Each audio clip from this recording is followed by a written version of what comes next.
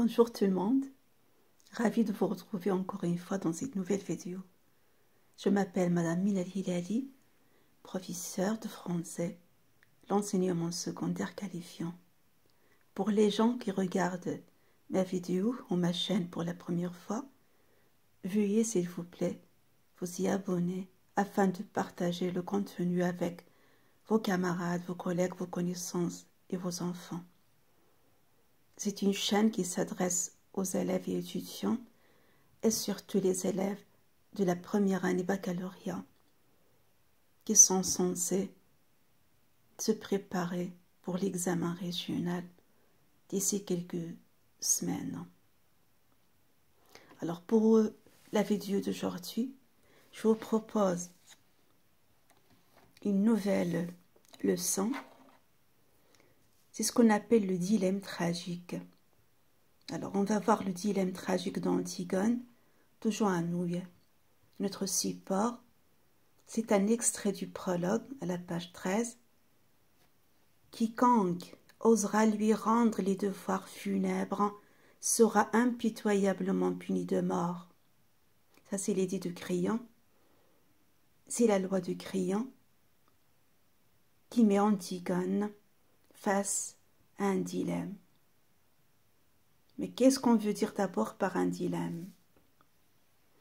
On va essayer de le définir.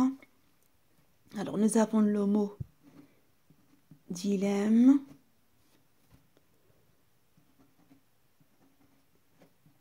Dans l'étymologie,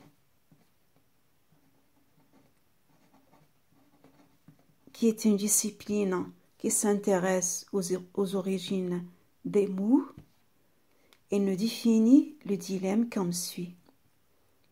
On compose le mot dilemme en deux. La première partie dit signifie double.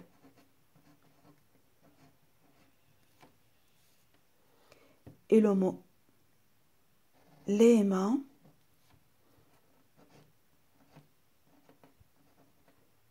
dilemme, ça vient de dilemme, signifie proposition. Autrement dit, une double proposition. Double proposition. Cette double proposition nous mène à parler d'un choix qui est difficile, un choix difficile, un choix impossible,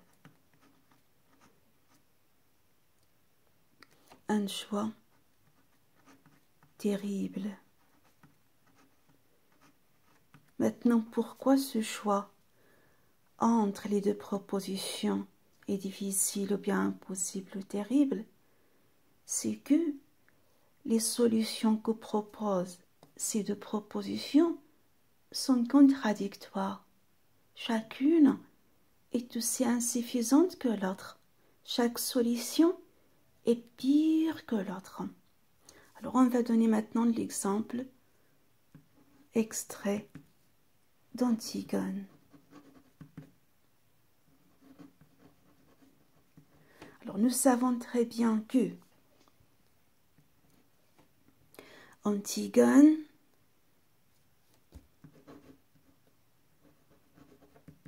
est mise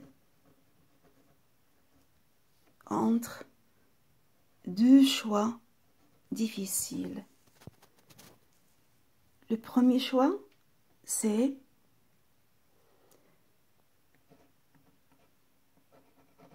enterrer Polynice, je veux dire le cadavre de Polynice, son frère, qui veut dire braver la loi de Créon. Si Antigone enterre le cadavre de Polynice, chose que Créon interdit, il va finir par braver la loi de Créon, et la conséquence directe, c'est quoi? La peine de mort. La peine de mort. C'est ce qui est souligné ici. Il sera impitoyablement puni de mort. Voilà donc la première proposition. Maintenant, la seconde. La seconde est tout à fait contradictoire ou opposée à la première. On va mettre tout simplement la négation. Ne pas enterrer Polynice ou le cadavre de Polynice. Si Antigone n'enterre pas le cadavre de Polynice, qui veut dire rester en règle et respecter la loi de Créon, la conséquence va être quoi? La conséquence directe de cette situation, c'est que Antigone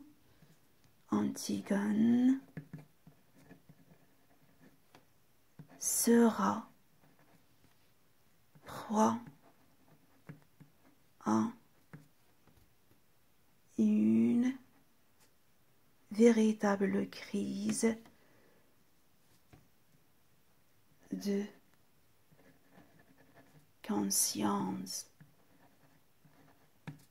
Parce qu'en fin de compte, Polynice est son propre frère. Il va donc être proie à une crise de conscience. Voilà donc ce qu'on peut dire à propos du dilemme tragique qu'on a dans Jean Anouilh, Antigone de Jean Anouilh. D'ailleurs, presque tous les dramaturges tragiques utilisent le dilemme pour nous montrer cette crise, cet embarras de choix auquel se livre le personnage tragique. Et à propos, comme activité de prolongement concernant ce cours, je vous invite tout simplement à penser un petit peu à l'idée de la peine de mort, qui est un thème ici d'Antigone, et que, par exemple, Créon la propose comme exemple de ce qu'on appelle, ou comme application de ce qu'on appelle la théorie de l'exemple. La théorie de l'exemple, c'est-à-dire sacrifier Antigone pour donner l'exemple au reste des Thébains. Autrement dit, insister sur le fait que la peine de mort est dissuasive. Alors le fait que la peine de mort est considérée comme dissuasive, ça c'est un thème débattu aussi dans le dernier jour d'un condamné, mais aussi c'est un thème qui revient très fort ces derniers temps, exactement hier, lorsque on a entendu malheureusement parler, on a vu à travers les réseaux, on a vu ensemble le double crime qu'a subi le petit Adnan, le jeune enfant qui a été violé, kidnappé d'abord, puis violé, puis tué. Alors il y a des gens dans la société marocaine qui réclament qu'on punisse le coupable qui a fait au moins double crime, le viol et l'infanticide. Pour eux, ça va être une application de la théorie de l'exemple. On doit exécuter un individu pour donner l'exemple au reste des